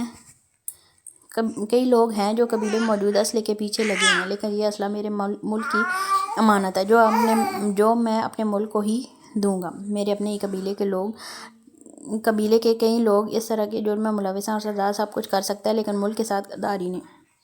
تو تم کیا چاہتے ہو کہ صابر حسین خود تمہارے قبیلے میں آئے؟ لیکن ایسا تو ممکن ہی نہیں سردار، وہ تم سے بھاگ رہا ہے تو وہ تمہارے قبیلے میں کیسے آئے گا؟ وہ آئے گا جب اسے پتہ چلے گا کہ میں قبیلے میں نہیں ہوں، وہ ضرور آئے گا، مجھے خود کو منظر سے ہٹانا پڑے گا، میں ایسا پہلے بھی کرنے کی کوشش کر چکا ہوں، لیکن اس وقت قبیلے پر کسی اور نے حملہ کر دیا تھا۔ خیر ان دشمنوں کو تو میں نے نیست و نابود کر دیا، لیکن میرا ٹارگٹ اس وقت صابر حسین ہے۔ صابر حسین ملک سے باہر نکلنا چاہتا ہے لیکن بہت سارے پیسوں کے ساتھ، اور پیسہ کمانے کا اس کے پاس ایک ہی راستہ ہے کہ وہ قبیلے میں موجود اسلحہ نکال کر بیچ دے۔ اس وقت جنگی علاقوں میں اسلحے کی اشد ضرورت ہے، یہ اسلحہ بہت کام آ سکتا ہے اور ایسے لوگوں کے، اور صابر حسین جیسے لوگ اپنے ملک کو بیچ کھانے والوں میں سے ہیں۔ وہ اسے دیکھتے ہوئے بتا رہا تھا، ٹھیک ہے تم حکم کرو، میں تمہاری کیا مدد کر سکتا ہوں؟ تمہیں نظروں میں آنا ہوگا، اس وقت تم پر کافی لوگوں کی نظر ہے، سب لوگ جانتے ہیں کہ تمہاری بہن اس قبیلے کے ڈاکوؤں کے ساتھ بیاہی گئی ہے، ایسے میں بہت لوگ تمہیں فون بھی کرتے ہوں گے، تم سے رابطہ بھی کرتے ہوں گے۔ وہ ہلکی سی مسکراہٹ کے ساتھ بولا تو ریان نے ہلکا سا سر کھجاتے ہوئے ہاں میں سر لایا تھا۔ ہاں یہ بات سچ تھی، جب سے لوگوں کو پتہ چلا تھا کہ ریان کا قبیلے میں آنا جانا ہے اور کوئی اس طرف سے آنے سے روک نہیں سکتا، کافی لوگ اس سے رابطہ کرنے کی کوشش میں لگ چکے تھے۔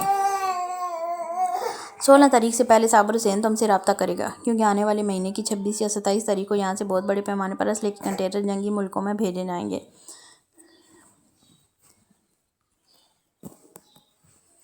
تم قبیلے میں زیادہ سے زیادہ آنا جانا شروع کر دو، زیادہ سے زیادہ لوگوں کی نظروں میں آؤ، صابر حسین خود تم سے رابطہ کرے گا، وہ یقین سے بولا تھا۔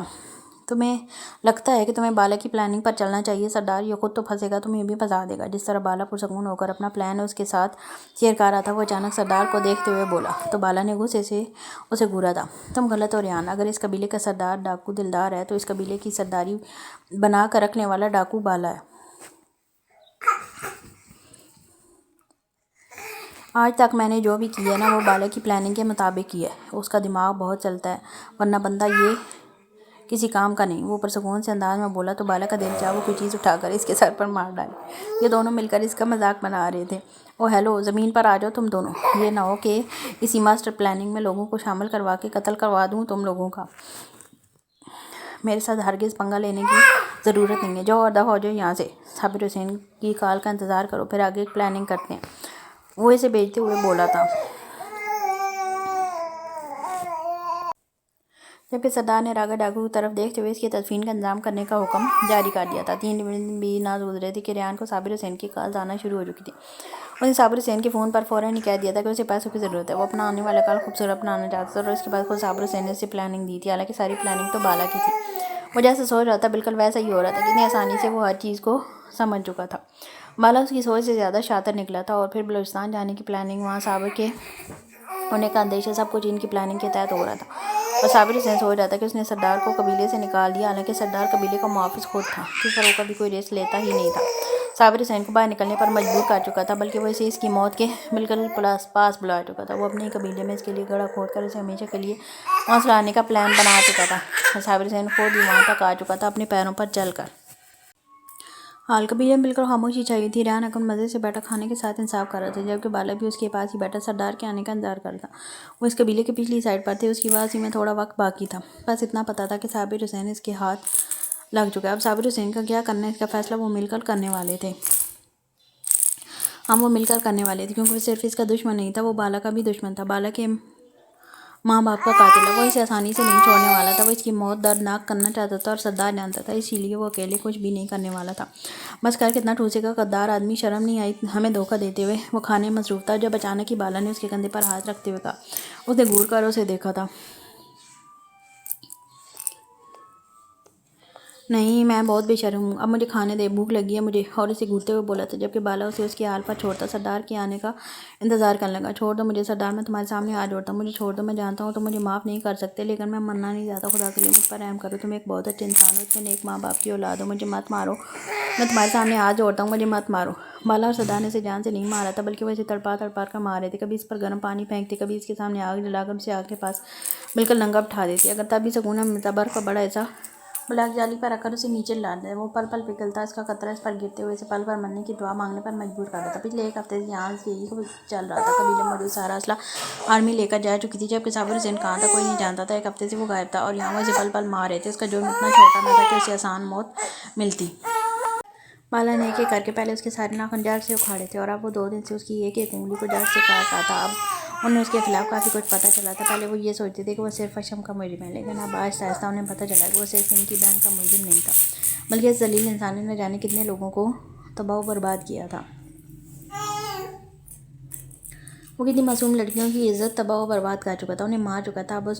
اب تک اس نے 33 سے زائد معصوم بچیوں کے ساتھ زیادتی کی تھی، اور افسوس کی بات یہ تھی کہ ان میں سے کوئی بھی زندہ نہیں بچی تھی۔ وہ سب اس کی درندگی کا شکار ہوتے موت کو گلے لگا چکی تھی، اور سب کی عمر 6 سے 11 کے درمیان تھی، اور اب بھی وہ اپنے لیے کوئی چھوٹی بچی ہی تلاش کر رہا تھا۔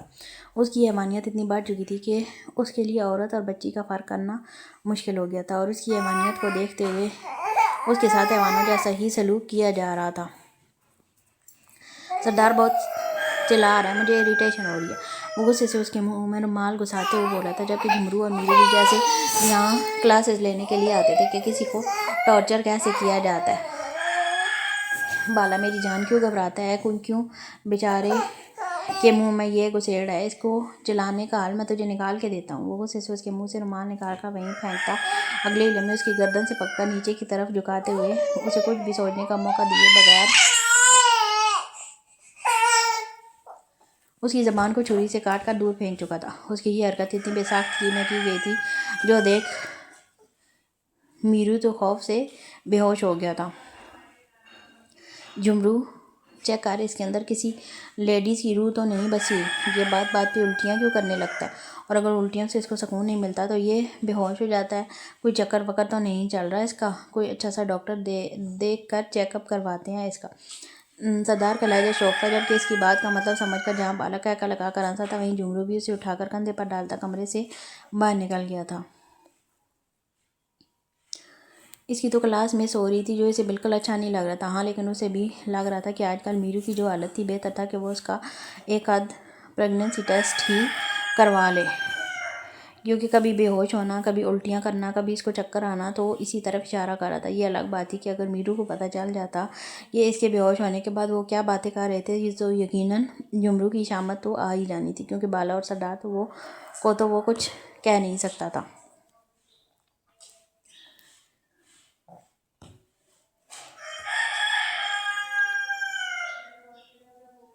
چند ماہ بعد کیا ہے، کیوں شور مچا رہے ہو؟ یہاں کے کتے بھی تمہاری آواز سے خوف زدہ ہو جاتے ہوں گے، وہ غصے سے کہتا بڑا سا تالا کھول کر اندر داخل ہوا تھا، جہاں سامنے ہی صابر حسین بری حالت میں بیٹھا ہوا تھا۔ اس کے بڑے ہوئے بالوں میں جیسے برسوں کی دھول جمی ہوئی تھی۔ وہ اس کے پاس آتے ہوئے کھانے کی پلیٹ اس کے سامنے رکھنے لگا تو وہ اگلے ہی لمحے چنگیز سے روٹیاں اٹھاتا سوکھی ہی نگلنے لگا تھا۔ اس نے ایک نظر اسے دیکھتے ہوئے سالن کی پلیٹ کی طرف دیکھا تھا، جس میں وہ بڑے ہی گندے طریقے سے ہاتھ ڈالتے ہوئے منہ میں ڈال رہا تھا۔ پانی کا گلاس اس نے ایک ہی دفعہ میں خالی کرنے کی کوشش میں گرا دیا تھا، جس پر سردار نے آنکھیں گھمائی تھیں۔ رزق میرے ہاتھ میں نہیں ہے صابر حسین، ورنہ میرا بس چلے تو میں تمہیں بھوکا مار ڈالوں۔ میں اللہ کی اس نعمت کو کسی سے چھیننے کا حق نہیں رکھتا، اس لیے تمہارے لیے کھانا لے کر آتا ہوں اور تم اس رحمت کو اس طرح سے پھینک دیتے ہو۔ وہ غصے سے اسے دیکھتے ہوئے دھاڑا تھا۔ یہ سن صابر اگلے ہی لمحے سہم کر پیچھے ہوتا چوری چوری چنگیز کی طرف ہاتھ بڑھانے لگا تھا، جس پر سردار نے نفی میں سر ہلاتے ہوئے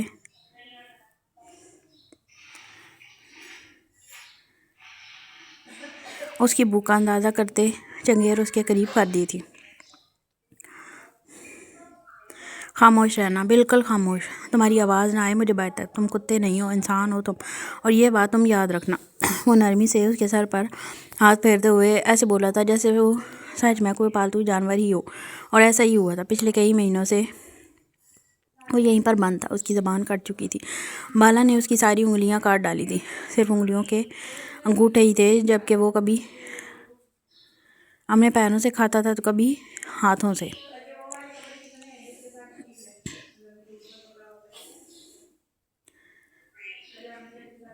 اس وقت غصے میں سردار نے اس پر بہت ظلم کیا تھا، لیکن اب اسے اس پر ترس آتا تھا، لیکن اسے بھی ترس کھانا چاہیے تھا نا، اس کی معصوم بہن پر، ان 33 لڑکیوں پر۔ اس نے کہاں کسی پر رحم کھایا تھا؟ اسے یاد تھا اس نے صابر حسین کی کوئی ہڈی نہیں توڑی تھی، لیکن یہاں دوسرے ہی دن بھاگنے کی کوشش کرتے ہوئے وہ پہاڑ سے نیچے گرا تھا، جس کی وجہ سے اس کی کمر کی ہڈی تو متاثر ہوئی ہی تھی، ساتھ ہی وہ دونوں ٹانگوں کی ہڈیاں بھی توڑوا چکا تھا، جس کی وجہ سے اب چلتے ہوئے وہ اپنی ٹانگوں کو عجیب طرح سے گھسیٹتا تھا۔ سردار نے اسے قبیلے کے پچھلی طرف جنگل میں ایک خاموش کمرہ دیا تھا، جس میں اس کے سونے کے لیے چارپائی اور استعمال کرنے کے لیے واش روم موجود تھا۔ وہ خدا کی مخلوق پر اس سے زیادہ ظلم نہیں کر پایا تھا، لیکن وہ خود ہی اپنے لیے ظالم بنا ہوا تھا۔ اس وقت وہ اپنا دماغی توازن بالکل کھو چکا تھا، اسے اپنے دماغ کا بالکل بھی ہوش نہیں تھا۔ اگر اس وقت اسے سردار کا پالتو جانور بھی کہا جاتا تو وہ غلط نہیں تھا، کیونکہ وہ صرف سردار کی داڑھ سے ڈرتا تھا، ورنہ جنگل میں عجیب طرح کی آوازیں نکالتے ہوئے پورے جنگل میں گھومتا رہتا تھا۔ شروع میں سردار کو لگا جیسے وہ ڈرامے کر رہا ہے، لیکن اب آہستہ آہستہ آگے جاتے ہوئے اسے اندازہ ہوا تھا کہ وہ ڈرامے نہیں کر رہا، وہ سچ میں پاگل ہو چکا ہے، اور اب وہ اتنا پاگل ہو چکا تھا کہ یہاں موجود لوگوں کو نقصان پہنچا رہا تھا۔ اس لیے سردار نے اسے یہاں موجود ایک کمرے میں محدود کر دیا تھا۔ وہ سارے دن جنگل میں گھومتا رہتا اور پھر رات کو واپس اس کمرے میں آ جاتا، اسے ہر وقت کا کھانا یہیں پر دیا جاتا تھا۔ سردار اگر چاہتا تو اسے پاگل خانے بھیج سکتا تھا، لیکن وہ اسے آخری سانس لیتے ہوئے اپنے سامنے دیکھنا چاہتا تھا، کیونکہ جو بھی تھا اس انسان نے اس کا ہنستا کھیلتا گھر برباد کیا تھا، نہ جانے کتنی معصوم لڑکیوں کی زندگی برباد کی۔ اس نے وہ اپنی آنکھوں کے سامنے مرتے ہوئے دیکھنا چاہتا تھا۔ اس کی یہ خواہش اسے یہاں سے آزادی نہیں دے سکتی تھی۔ اسے کھانا کھلا کر وہاں سے نکلتا قبیلے کی طرف آ گیا تھا۔ جمرو اپنی طرف بھاگتا ہوا نظر آیا۔ سردار جلدی چلو، دوام کی حالت بہت خراب ہو گئی ہے، اسے اسپتال لے کر جانا ہے۔ جمرو اسے بتاتے ہوئے واپس سے بھاگا تھا، جبکہ وہ بھی اگلے لمحے اس کے پیچھے ہی بھاگا تھا۔ اسپتال کی راہداری میں مسلسل ڈاکٹر ادھر سے ادھر گھوم رہے تھے، اندر دوام کی ڈلیوری ہو رہی تھی اور یہاں سردار کی جان پر بنی ہوئی تھی۔ بالا کی بھی کچھ ایسی حالت تھی، کیونکہ پچھلے ایک ہفتے سے بیلا اسپتال میں داخل تھی۔ اس کی طبیعت ایک ہفتے سے بہت زیادہ خراب تھی، ڈاکٹر نے کہا تھا کہ کبھی بھی اس کی ڈلیوری ڈیٹ آ سکتی ہے، ایسے میں اس کا اسپتال میں رہنا مناسب رہے گا، اور وہ اسے ایک ہفتے سے یہیں اسپتال میں رکھے ہوئے تھا۔ لیکن سردار قبیلے کی باغ دوڑ سنبھالتے ہوئے دوام کا بھی خیال رکھ رہا تھا کہ اچانک دوام کی حالت خراب ہوگی۔ وہ اسے لے کر اسپتال پہنچا تھا۔ تقریباً 3 مہینے پہلے رباب نے ایک صحت مند بچے کو جنم دیا تھا۔ اور آج اسی اسپتال میں جہاں دوام کی طبیعت حد سے زیادہ خراب تھی وہیں بیلا کی ڈلیوری بھی شاید آج ہی ہو جانی تھی، لیکن اس وقت ان دونوں کی حالت خراب ہو رہی تھی۔ دائیں سے بائیں گھومتے ہوئے وہ پریشانی سے کبھی بیٹھ جاتے، کبھی پھر اٹھ کر چلنے لگتے، جبکہ فاطمہ ہر تھوڑی دیر میں کبھی ایک کمرے کی طرف آتی، کبھی دوسرے کمرے کی طرف آتی۔ اسے بس پھپھو بننا تھا، بے شک کسی بھی طرف سے بن جائے، جبکہ اس نے تو جمرو کے ساتھ شرط بھی لگا رکھی تھی کہ اگر بیلا کا بیبی پہلے آیا تو اسے 10,000 دے گا، اور اگر دوام کا بیبی پہلے آیا تو اسے 20,000 دے گا، جبکہ جمرو کو سمجھ نہیں آ رہا تھا کہ اگر دوام یا بیلا میں سے کسی کا بھی بچہ پہلے آیا تو وہ اپنی جیب خالی کیوں کرے گا۔ ابھی 3-4 پہلے مہینے ان کا نکاح ہوا تھا، نکاح کے بعد جیسے ہی اس کی کالج میں چھٹیاں ہوئی تھیں وہ اسے قبیلے میں لے آئے تھے۔ فاطمہ کو سب کچھ بتا دیا گیا تھا قبیلے میں کس طرح سے کام ہوتا ہے۔ فاطمہ نے کسی طرح کا اوور ری ایکشن نہیں دیا تھا، بلکہ سردار نے ہر چیز کے لیے اسے پہلے ہی تیار کر کے رکھا ہوا تھا، اس لیے وہ یہ سب کچھ جان کے کافی ایکسائٹیڈ لگ رہی تھی۔ لیکن اپنی پڑھائی اس نے وہیں ہاسٹل میں رہتے ہوئے ہی پوری کرنی تھی۔ اسے بات یہ پتہ تھا کہ اس کی ہر طرح کی ذمہ داری جمرو اٹھائے گا، اور جب وہ فارغ ہو جائے گی تب وہ اس کا شوہر بن جائے گا، اور ویسے بھی آج کل جمرو اس کا بیسٹ فرینڈ تھا، تو اسے اس کو شوہر بنانے میں کوئی مسئلہ نہیں تھا۔ وہ پورے اسپتال میں بس بھاگے جا رہی تھی، کبھی ایک کمرے میں کبھی دوسرے کمرے میں، جب اچانک ہی بیلا کے کمرے سے بچے کے رونے کی آواز سنائی دی تھی۔ جہاں فاطمہ چیخی تھی وہیں بالا بھی اگلے ہی لمحے خوشی سے سردار پر جمپ کر چکا تھا۔ بالا کی خوشی کوئی انتہا نہیں تھی، وہ تو خوشی سے پاگل ہو رہا تھا۔ تھوڑی دیر میں اس کے بچے کو لا کر اس کی گود میں رکھا گیا تھا، تو اس سے اس کی خوشی سنبھالی ہی نہیں جا رہی تھی، جبکہ سردار اپنی پریشانی میں اس کے بچے کو اپنے ساتھ لگائے پیار کر رہا تھا۔ وہ بچہ بے حد پیارا تھا، بہت معصوم تھا، بہت چھوٹو سا تھا، لیکن بہت خاص تھا۔ وہ اس کے بالا کا بچہ تھا، اس لیے خاص کیسے نہ ہوتا۔ وہ اسے جی بھر کر پیار کرتا، اسے دینے کا نام ہی نہیں لے رہا تھا، جب دوسرے کمرے سے ڈاکٹر ایک چھوٹا سا بچہ لپیٹ کر لے آئی۔ یہ کیا، اس کے بچے کے تو رونے کی آواز ہی نہیں آئی تھی۔ وہ تیزی سے نرس کی طرف بڑھا تھا،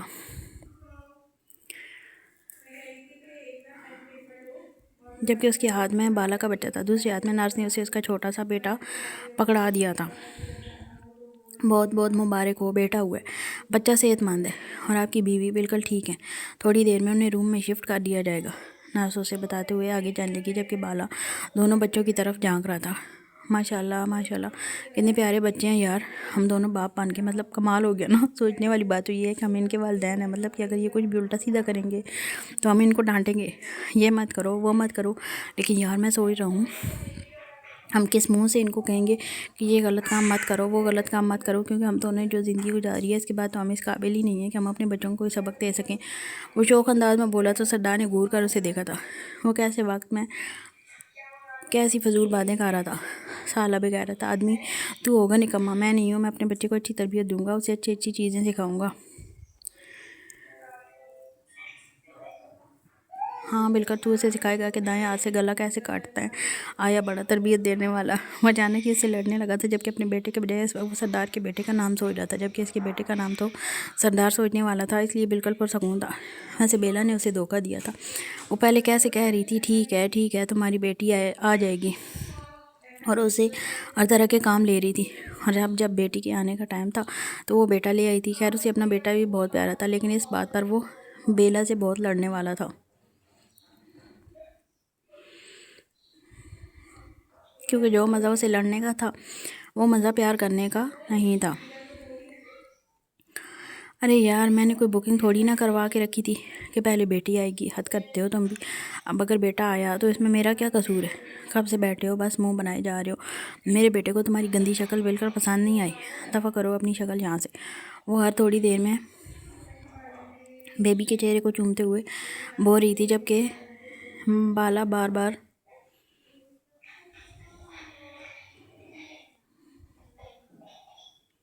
اسے پیار کر رہا تھا، لیکن بار بار وہ اسے یہ بھی بتا رہا تھا کہ وہ اس کی بیٹی لے کر نہیں آئی ہے، بلکہ ایک بیٹا پیدا کر کے دے دیا ہے جو ہمیشہ اپنی ماں کا ساتھ دے گا، اس کا نہیں۔ اور اس کی اس بات پر بیلا خوش ہو رہی تھی، کیونکہ یہ تو سچ تھا کہ اس کا بیٹا ہمیشہ اس کا ساتھی بن کر رہنے والا تھا، اور پھر وہ دونوں مل کر بالا کی حالت خراب کرنے والے تھے۔ تمہارا ہی قصور ہے، مجھے سب پتہ ہے، تم چوری چوری اٹھ کر دعائیں مانگتی تھی کہ بیٹا ہو بیٹی نہ ہو، تمہیں تو میری بیٹی چاہیے ہی نہیں۔ नहीं थी, लेकिन मैंने भी सोच लिया अब मैं पीछे नहीं हटूँगा। मुझे हर कीमत पर बेटी चाहिए और मुझे बेटी मिलकर रहेगी। अब इसके लिए मुझे रात रात भर ही क्यों ना जागना पड़े। वो बेबाकी से बोला तो जहाँ बेला उसे घूर कर रह गई, वहीं इसकी गोद में इसका बेटा बुरी तरह हिलने लगा था, जैसे उसे करंट लग गया। वाह वाह वाह, देख लो अपने बेटे के करतूत। ये तो अभी से कैसे गला फाड़ फाड़ कर रो रहा है। भाई तू जितना मर्जी रो, बेटी तो मेरी आकर रहेगी। इसके गालों को चटाचट चूमते हुए बोल रहा था, जबकि जैसे इसकी बात को वो सुनकर समझ भी चुका था, इसलिए वो मज़ीद गला फाड़ कर रोने लगा। तो बेला उसे संभालने में लग गई थी, जबकि बाला बहुत सीरियस अंदाज में अपने दूसरे बच्चे को दुनिया में लाने की तैयारी में था। वो अपने मासूम से बच्चे को लेकर अंदर दाखिल हुआ था, जहाँ दुआम बेड पर लेटी कब से उसके आने का इंतजार कर रहे थे। उफ डाकू जी, मैं कब से आपका इंतजार कर रही थी, आप तो आने का नाम ही नहीं ले रहे थे। पता नहीं कहाँ चले गए थे मेरे मासूम से बच्चे को लेकर। जल्दी लाएं, मुझे उसे देखना है। किसकी तरह दिखता है, मेरी तरह या आपकी तरह? वो तकिए से टेक लगाती हुई सीधी हुई थी जब वो इसके मासूम से बच्चे को लाकर इसकी गोद में रखते खुद भी इसके साथ ही बैठ गया था। मुझे तुम्हारी तरह ही लग रहा है, प्यारा सा मासूम सा।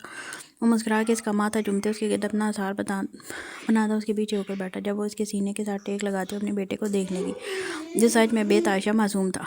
इतना प्यारा है डाकू जी, बाला भैया ने इसका क्या नाम रखा? उसने सरदार की तरफ देखते हुए सवाल किया था, जबकि निगाहें अपने बेटे के चेहरे से हटाने का दिल नहीं कर रहा था। अभी नहीं रखा, कहता है वक्त लेगा, अपने भतीजे का नाम सोच समझ कर रखेगा। हालांकि मैंने तो पहले ही सोच रखा था कि अगर बेटी हुई तो ज़हा और अगर बेटा हुआ तो जुआन, लेकिन हमेशा की तरह वो हर काम में पीछे ही है। उसने अभी तक हमारे बेटे का नाम नहीं सोचा। वो कुछ मायूस था। ओह डाकू जी, ये क्या बात हुई? इनको सोचना चाहिए था ना हमारे बेटे का नाम। अब कि हम जब तक वो नाम नहीं रखेंगे उसको बेबी कहते रहेंगे, फिर तो आदत बन जाएगी। वो परेशानी से बोली थी जब बाला अचानक ही कमरे में दाखिल हुआ। अरे नहीं नहीं बनेगी आदत, मैंने सोच लिया है नाम। वो जैसे एलानिया अंदाज में बोल रहा था, मैंने सोच लिया, मेरे भतीजे का नाम होगा अबराज दिलदार यलगार, यानी रोशन नुमाया, हर जगह चमकने वाला, सबको नज़र आने वाला। वो बेहद खुशी से नाम बता रहा था और साथ में इसका मतलब भी वाज़ा कर रहा था। दुआम को ये नाम बहुत पसंद आया था।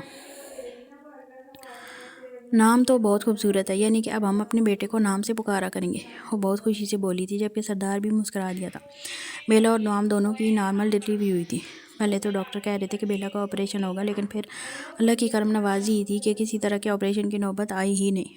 और अब माशाल्लाह से बेला बिल्कुल ठीक थी, सेहयाब थी और उन्हें शायद कल तक घर जाने की भी इजाज़त मिल जानी थी, जिस वजह से कबीले में भी इनके वेलकम की खूब तैयारियाँ की जा रही थी। कबीले में इनका वेलकम बहुत अच्छे तरीके से हुआ था। इस तरह की कोई गोली नहीं चलाई, कोई ज़्यादा आवाज़ पैदा नहीं की गई, यहाँ तक कि ढोल धमाके भी नहीं किए गए। ये सब लोग वो दुआम और बेला के कमरों में जाने के बाद करने वाले थे, क्योंकि इनके बच्चे डर सकते थे और वो ये कभी नहीं चाहते थे। वो नन्हे फरिश्ते डराने का इरादा नहीं रखते थे। बहुत खुशी से हर चीज़ को किया जा रहा था। पूरा कबीला इस वक्त खुशियों से भरा हुआ था। कल रात को ही इनको खबर मिली थी कि दुआम के ताया अबू को कल रात फालिज का अटैक हुआ, जिसके बाद उनकी हालत काफ़ी ख़राब हो गई थी। तकरीबन 3-4 महीने पहले न जाने उनके दिल में क्या जागी कि वो खुद ही दुआम के सामने आकर अपने गुनाह कबूल कर गए थे। उन्होंने खुद दुआम को बताया था किस तरह उन्होंने सरदार की माँ को एक डाकू के आगे भेज दिया था। ये सारी बातें वो पहले से ही जानती थी, इसलिए कुछ भी सुनकर वो हैरान नहीं हुई थी और रो रो कर इससे माफ़ी मांग कर गए थे। लेकिन जो कुछ वो कर चुके थे उसके बाद माफ़ी मिलना एक नामुमकिन सी बात थी। और सरदार एक आम सा इंसान सा, कोई फरिश्ता नहीं था जो अपनी माँ के मुजरिमों को माफ़ कर देता, इसलिए वह इनसे निगाहें फेर चुका था। जबकि दुआम ने भी साफ अल्फाज में कह दिया था कि जिस शख्स से उसका शौहर कोई ताल्लुक़ नहीं रखना चाहता, वो भी ऐसे इंसान से कोई ताल्लुक़ नहीं रखेगी। और वैसे भी ऐसे लोगों का किसी से कोई रिश्ता नहीं होता जिनके अंदर इंसानियत ख़त्म हो जाए। और फिर उसके साथ ही उसने उनसे कहा था कि वो वापस कबीले की तरफ कभी भी ना आए। कल ही उसने दुआम को बता दिया था कि रुबाब के अब्बा को फालिज का अटैक हुआ है, उनकी हालत काफ़ी ख़राब है, जबकि चचा को भी इनके कारोबार में काफ़ी नुकसान हो चुका है। लेकिन दुआम के चेहरे पर ये सारी बातें जाने के बाद भी किस तरह का कोई रिएक्शन नहीं आया था। मतलब साफ था उसे इन सब चीज़ों से फ़र्क नहीं पड़ता था। इंसान जो बोता है वो दुनिया में ही काट लेता है। उसे बस मकाफाती अमल पर यकीन था, इसलिए उसने इस मामले में बिल्कुल खामोशी इख्तियार कर ली। कबीले खुशियाँ इस वक्त अरूज पाती, हर कोई बेताशा खुश था। सरदार ने कबीले में मौजूद हर इंसान को बहुत खुशी से अपना बच्चा दिखाया था। हर कोई इसे देख कर इससे प्यार करता, जबकि इसका बच्चा भी सबसे प्यार ले रहा था। बस जानता हो कि आने वाले वक्त में लोगों की मोहब्बत ही इनकी पहचान कहलाएगी। दुआम काफ़ी थकी हुई लग रही थी। वैसे प्रेगनेंसी के पिछले चंद महीनों में उनकी नींद इससे बिल्कुल ही रूठ गई थी। सरदार चाहता था वो कुछ देर आराम कर ले, इसलिए इन सब से बच्चे को मिलवाने के बाद वो दुआम को कमरे में ले आया था।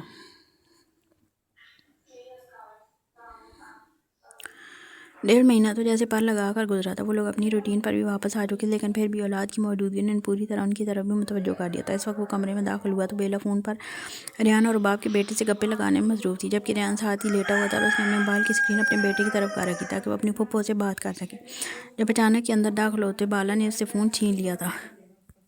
ओहो बाला यार, क्या मसला है तुम्हारे साथ? सुकून क्यों नहीं है? तुम्हें बात करने दो ना। मुझे अपने भतीजे से, मेरा गोलगप्पा पप्पू की याद आ रही है। वो फ़ोन पर अपने 3 महीने के भतीजे अजवान से बात कर रही थी। एक तो इसे छोटे बच्चों से बात करने का इतना शौक की हद नहीं, ऊपर से इसका अपना बेटा जो हर वक्त सोता रहता है। कल वो पूरे 1 महीने का होने वाला था, लेकिन मजाल थी जो इसकी आँख खुलती 24 घंटे सोता रहता। बेला को समझ नहीं आता उसे नींद कैसे आ जाती थी।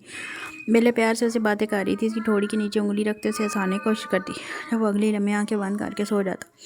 ऐसे लगता था छोटे से मासूम बच्चे ने पी रखी हो। और ऐसे में जब वो अजवान या अबराज से बातें करती तब इसका शोर जेलस होना शुरू कर देता। कहाँ वो इसके साथ मिलकर टीम बनाने वाली थी और कहाँ उसके बेटे की आँख ही नहीं खुलती थी। नींद के मामले में तो बिल्कुल अपने बाप पर गया था ये, ऐसा बेला का मानना था। मसला ये है कि तुम्हें जीता जागता बेटा तो दे दिया, इसके साथ बातें करो, इसके साथ वक्त गुजारो, इसके पास इसकी माँ बाप है। हर वक्त कभी को एक तो कभी दूसरे के बच्चे के साथ चिपकती रहती हो। वो इसके हाथ से फ़ोन लेते हुए ऑफ कर चुका था। हाँ तो तुम पर गया है, 24 घंटे सोता रहता है, कैसे प्यार करूँ इसको?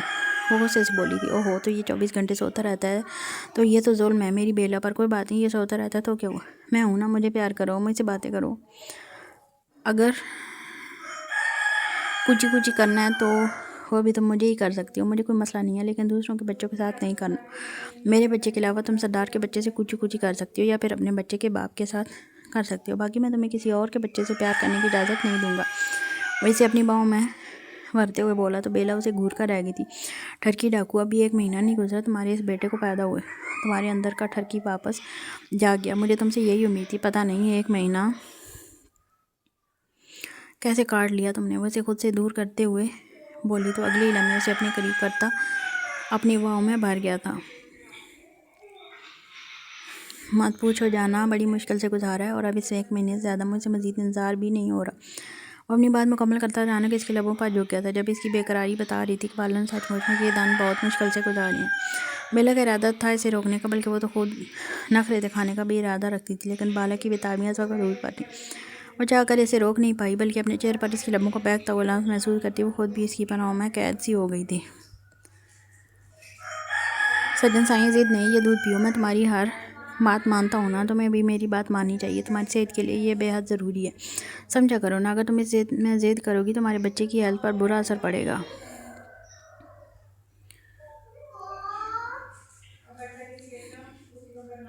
वो इसे बेहद प्यार से समझाते हुए इसे दूध पिलाने की कोशिश कर रहा था, लेकिन वो तो 1 नंबर की ज़िद्दी थी जो इसकी कोई बात ना मानते हुए अपनी कर रही थी, जबकि इसका बेटा भी बेड पर पुरसकून अंदाज में किलकारियाँ मार रहा था, जैसे अपनी माँ की ज़िद पर खुश हो रहा हो। चुप कर बदतमीज़, मैं यहाँ तेरी माँ की सेहत का ख्याल कर रहा हूँ और तू खुश हो रहा है। अब अगर ज़्यादा तंग किया तो तुझे इस तबल में शेर दिल के साथ बांध कर आ जाऊँगा। वो गुस्से से उसे घूरते हुए उसके हाथों को थाम चुका था, जो तेज़ी से हिलने में मसरूफ़ थे। उसके हाथ पर तेज़ी से चल रहे थे, लेकिन हाथ पकड़ते ही उसकी टांगें भी रुक गई थी। शायद कोई कनेक्शन था। उसने हाथ से उसके हाथ छोड़े तो एक दफ़ा फिर से पूरे जोश व खरोश से अपना काम करने लगा था। देख कितना जालिम बाप है आप, मेरे बेटे को इस्तबल बांध आएंगे। मेरे मासूम से बच्चे ने क्या बिगाड़ा आपका? वो नाराज़गी दिखाने लगी। ये तुम्हारा ये मासूम सा बच्चा तुम्हारी टीम बन गया। पहले तुम अकेली मेरी कोई बात नहीं मानती थी, अब ये तुम्हें शह देता है और तो और सोने का नाम नहीं लेता कि मैं भी अपनी टीम बनाने के लिए कुछ सोचूं। अचानक वो बेबाकी से बोला तो दुआम के गाल देखने लगे थे। डाकू जी, थोड़ी शर्म कर लें, एक बेटे के बाप हो गए आप, लेकिन शर्म छू कर भी नहीं गुजरी। और तुम एक बेटे की माँ हुई हो, लेकिन मजाल है जो शर्म से नाता तोड़ो। अब तो शर्माना बंद कर दो बीवी। तुम्हारे शर्माने की वजह से अब तक सिर्फ एक बेटे का बाप बना हूँ मैं, लेकिन मैं अब सिर्फ एक बच्चे का बाप नहीं रहना चाहता। मुझे मेरी बेटी चाहिए जो तुम्हारे और तुम्हारे बेटे का मुकाबला कर सके। वो बिल्कुल सीरियस अंदाज में बोल रहा था। जब दुआ मुझसे सुनते हुए शर्म से दूर ही होती, अपने बेटे को उठाकर अपनी गोद में रख चुकी थी। हाँ हाँ, वेरी गुड, सुलाओ इसे, ये सोएगा तो मेरी बेटी के आने के चांसेस बनेंगे। वो बिल्कुल सीरियस अंदाज में कहता बेड पर लेट गया। जब दुआम थोड़ी ही देर में ब्राज को सुलाने में कामयाब होती, उठकर उसे बेबी कार्ड में रख चुकी थी। वो बेड पर आकर बैठी थी। उसे लगा जैसे सरदार सो चुका। उसके सीने पर अपना सर रखते उसने आंखें मूंदी थी, जब अचानक उसको बेड पर गिरा था। खुद इस पर साया फगन हुआ था। आप जाग रहे हैं? मुझे लगा आप सो चुके हैं। नरमी से उसके चेहरे को अपने हाथों के प्याले में लेते हुए बोली थी। जब सरदार अगली लम्हे उसके माथे पर अपने लब रखता, उसके चेहरे के एक एक नक्श को छूने लगा था। नहीं सो सकता मैं, अपनी सज्जन साईं को बहुत सारा प्यार किया बगैर तो बिल्कुल भी नहीं सो सकता। वैसे मैं अपनी बेटी के मामले में बिल्कुल सीरियस हूँ। इस बात को मजाक मत समझना। उसकी गर्दन को अपने लबों से चूमते हुए सरदार ने अचानक सर उठाकर इसे कहा तो वो खिलखिला कर हंसी थी। नहीं, अभी मेरे बेटे को हम दोनों की तवज्जो की ज़रूरत है। 3 साल तक तो कोई चांस नहीं। क्या मतलब तुम्हारे बेटे के चक्कर में मैं 3 साल तक अपनी बेटी का इंतज़ार करूँ? वो ज़रा नाराज़गी से मुंह बनाकर बोला तो दुआम ने फ़ौरन नाम में सारे लाया। जी बिल्कुल, जब तक आपका बेटा इस काबिल नहीं हो जाता वो खुद अपनी बहन का ख्याल रख सके तब तक आपकी बेटी नहीं आ सकती। ये कोई रूल थोड़ी है। और मेरी बेटी का ख्याल तुम्हारा बेटा क्यों रखेगा? मैं अपनी बेटी का ख्याल खुद रख सकता हूँ। तुम बस मेरी बेटी को दुनिया में लाने की तैयारी करो। मेरी बेटी का ख्याल मैं खुद रखूँगा। वो जैसे वादा कर रहा था, जबकि दुआम उसके अंदाज़ पर हल्का सा मुस्कुरा दी थी। वो जानती थी उससे पहले बेटी ख्वाहिश थी, लेकिन अल्लाह पाक ने उसकी गोद एक बेटे से भर दी। बेशक वो अपने बेटे को भी बेतहाशा चाहता था, लेकिन बेटी की हसरत उसके दिल में थी। लेकिन दुआम को यकीन था जिस अल्लाह ने उसकी गोद भरी है उसे ज़िंदगी की हर खुशी अता की है, वो जल्द ही उसके आंगन में अपनी रहमत का फूल भी खिला देगा। वो जितना खुदा का शुक्र अदा करते इतना काम था जिसने उसकी ज़िंदगी को खुशियों से भर दिया था। उसकी ज़िंदगी में कई इम्तिहान आए थे, कई गए थे, लेकिन उसने अल्लाह पाक की ज़ात पर यकीन रखा था और वही ज़ात उसे हर मुसीबत से निकालती थी। और इसी ज़ात ने उसकी ज़िंदगी को खुशियों से भर दिया था। वो ज़ाहिरा की तरह नहीं थी, हाँ, लेकिन फिर भी उसने सरदार की छोटी छोटी जिम्मेदारियों को अपने कंधों पर उठा लिया था। जैसे नदी करीब इन मछलियों को वो अपने हाथों से खुराक डालती थी, जबकि सरदार मासूम बच्चियों का इलाज करवाता था। उसने हशम से किया वो वादा आज भी नहीं तोड़ा था, जबकि दूसरी तरफ बाला था जो कबीले की कई जिम्मेदारियों को अपने सर ले चुका था। वो जानता था सरदार अब मसरूफ़ है। इस कबीले के साथ साथ उसकी अपनी एक छोटी सी फैमिली भी है, इसलिए अब उससे कबीले की जिम्मेदारियां तो उन्होंने बांट ली थी। जबकि बेला ने शायद जाकर अपनी डॉक्टरी कंप्लीट करने के बजाय यहीं कबीले में रहते हुए ये काम शुरू कर दिया था। अपनी पढ़ाई और डिग्री का फ़ायदा वो कबीले के लोगों को दे रही थी। यहाँ तक कि बाला ने इसे छोटा सा क्लिनिक खोल कर देने का फैसला किया था ताकि वो गाँव के लोगों की भी खिदमत कर सके, जिस पर वो बहुत खुश हो गई थी। रेहान आज भी कबीले में कई केसेस लेकर आता था जो इन लोगों ने हल करने होते थे। वो मिलकर हर तरह का मामला हल कर लेते थे। कभी किसी मसले ने सरदार के कदम नहीं रोके थे। उसके काम से पाक आर्मी वाकिफ़ थी और पुलिस वालों से उसे फ़र्क नहीं पड़ता था, क्योंकि पुलिस वालों को हमेशा ही कंट्रोल में रखता था। ये उसकी ज़िंदगी का मामूल था और इसकी ज़िंदगी ऐसे ही चल रही थी। आने वाले वक्त में वो अपने कबीले को मज़ीद तरक्की याफ्ता बनाना चाहता था, जिसके लिए वो कोशिश भी कर रहा था। इसके लिए उसकी सोचों का सबसे खास मरकज़ उसका कबीला था और वो इस कबीले का था। ये कबीला ही सरदार की दुनिया थी और दुआम के लिए उसकी जन्नत, और वो दोनों अपनी इस जन्नत को हमेशा आबाद रखना चाहते थे। ख़त्म शुद्ध। जी, तो नावल तो हो गया एंड। अब आप लोग बताएं कैसा लगा आपको ये नावल, और इसकी एंडिंग आप लोगों को पसंद आई? वैसे तो काफ़ी टाइम लगा इस नावल में, अप्स एंड डाउन्स आए, गैप आए, सब कुछ रहा, लेकिन फाइनली एंड हो गया। अब कल या परसों से इंशाल्लाह नया नावल स्टार्ट करेंगे, और आप लोग भी अपनी सजेशन दे सकते हैं कि कौन सा नावल स्टार्ट करूं। और एक और बात के सजेशन देने के लिए, अगर मुझे आप चाहते हैं कि मैं लाइव आऊँ और लाइव आके आप लोग मुझे बताएं कि आप लोग किस टाइप के और कैसे कैसे नावल चाहते हैं कि मैं अपलोड करूँ या रीड करूँ, तो आप लोग मुझे बता सकते हैं। और इसी वीडियो के नीचे आप लोगों ने कमेंट करना है कि मैं लाइव आया करूँ या नहीं। लेकिन लाइव भी मैं ज़्यादा तो शायद ना आ सकूँ, हफ्ते में एक आध बार शायद थोड़े बहुत टाइम के लिए अगर आप लोग कहें तो मैं आ जाऊँगी, तो ये भी बताइएगा। लेकिन फ़िलहाल इजाज़त है, मिलेंगे नेक्स्ट वीडियो में, तब तक के लिए अल्लाह हाफ़िज़।